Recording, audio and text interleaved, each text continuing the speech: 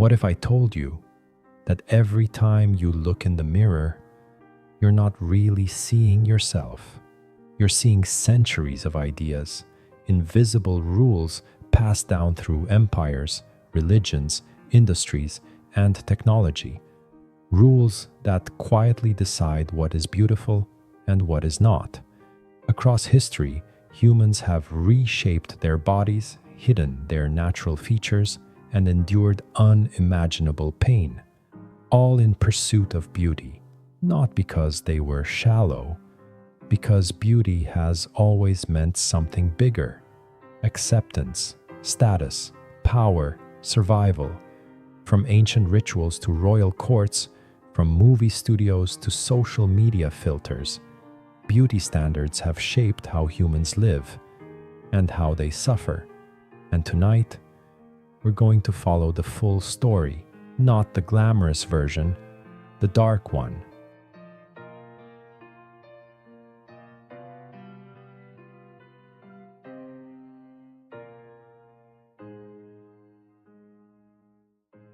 Before beauty became fashion, humans lived by survival, not appearance. There were no mirrors, no photos, no comparisons with strangers. The world was simple and dangerous.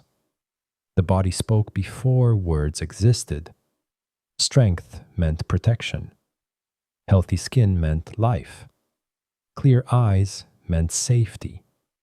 Attraction was instinct, not judgment. Beauty did not yet have rules. Early humans painted their bodies with clay and ash. They wore animal teeth and feathers. These marks were not vanity. They were identity, a sign of belonging. And belonging meant survival. As societies grew, appearance began to carry meaning. In ancient Egypt, beauty became sacred. Eyes lined with dark kohl reflected both protection and spirituality. Oils made skin shine in the sunlight. Perfumes filled temples and royal halls. Beauty was harmony with the gods. Jewelry was more than decoration.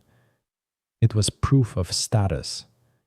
To look beautiful was to show power without speaking. Across the Mediterranean, Greek thinkers asked dangerous questions. Can beauty be measured?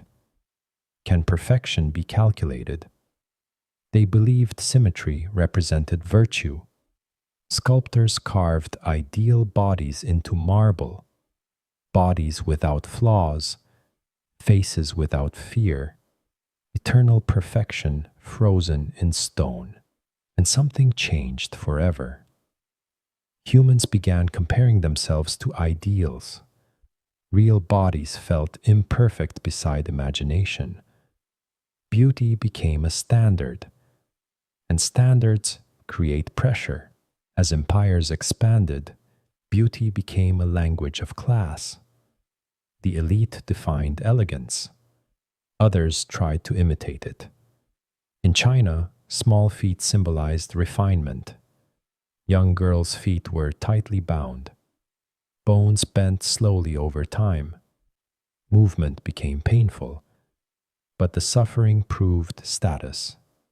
Beauty demanded sacrifice. In Europe, corsets reshaped the body. Waists narrowed beyond nature. Breathing became shallow. Women fainted in crowded rooms. Yet society called it elegance, because beauty meant discipline. Control over the body became admiration. Then came a dangerous obsession with pale skin. Pale meant wealth. It meant you did not work outdoors. Powders made with lead promised perfection. Faces looked smooth and flawless. But slowly the poison worked beneath the surface.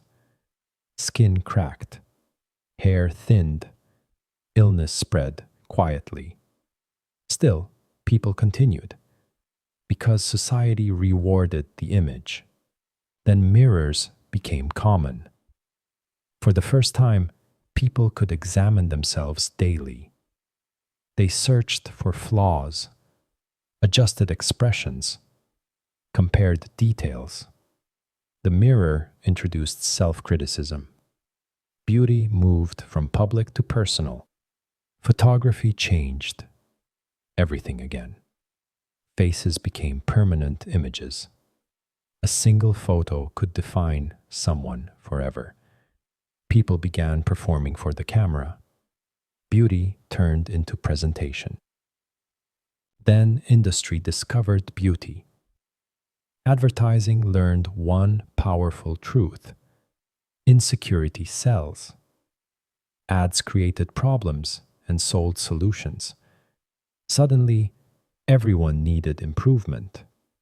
Beauty standards shifted faster than ever before. Fix this. Hide that. Become better. The strangest part was how normal it felt. Because the message was not shouted. It was whispered. Every day. For years. And then, a new kind of beauty took over the world. Beauty on a screen. In the early days of film, faces became legends. The camera loved certain features, certain angles, certain lighting, certain illusions. On screen, skin looked softer than real life. Eyes looked brighter. Smiles looked effortless. Flaws seemed to disappear. But the truth was simple. Perfection was being built. With makeup, with lights, with careful editing. And when people watched it, they began to want it. Not as a costume, but as a requirement. This is how beauty became global. Not one village at a time.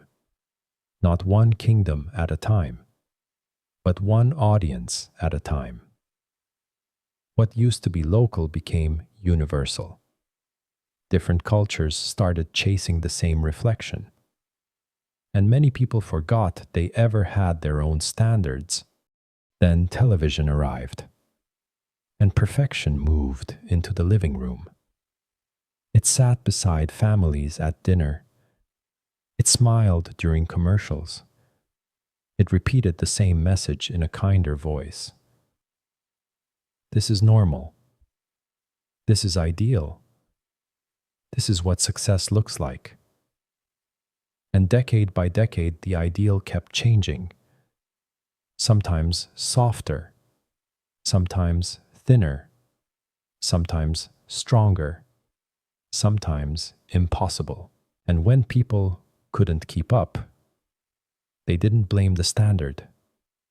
They blamed themselves. Then came the digital age, and beauty started moving faster than thought.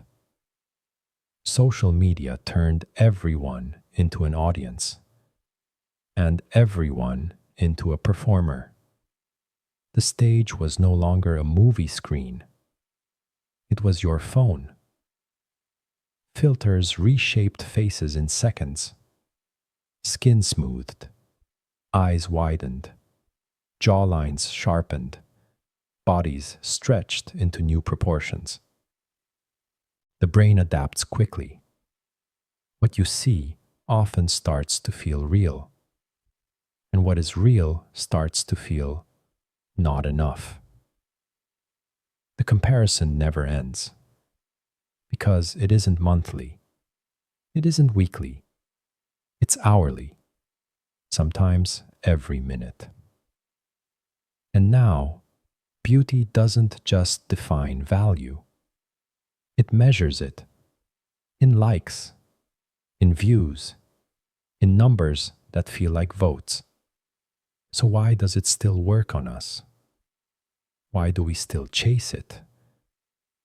Because humans were built to seek belonging. Long ago, being accepted meant safety. Being rejected meant danger. That fear is ancient, even when the standard is new. And history shows something important. Beauty was never fixed. Every generation thought its standard was natural. Every generation was wrong. The perfect body changed. The perfect face changed. The rules changed. But the pressure remained. Which leads to one final question. If beauty standards were created, they can be questioned. Because the most powerful moment in the story is not when people obey the rules. It is when they notice the rules. When you understand the history, you see the trick. The standard is always moving, always just out of reach, always asking for more. But you are not a problem to be fixed. You are a person living in a world that profits from doubt. So maybe the most radical thing you can do is step back, breathe, and choose what beauty means to you. Not as a punishment, not as a competition, not as a debt you owe the world, but as something human, imperfect, changing, real. Because beauty is not a destination, it is a story, and for the first time, you get to hold the pen. Thank you for watching. If this story made you think, share it with someone who needs to hear it. And if you want more deep stories like this, make sure to subscribe, because sometimes the most powerful changes start with awareness. I'll see you in the next story.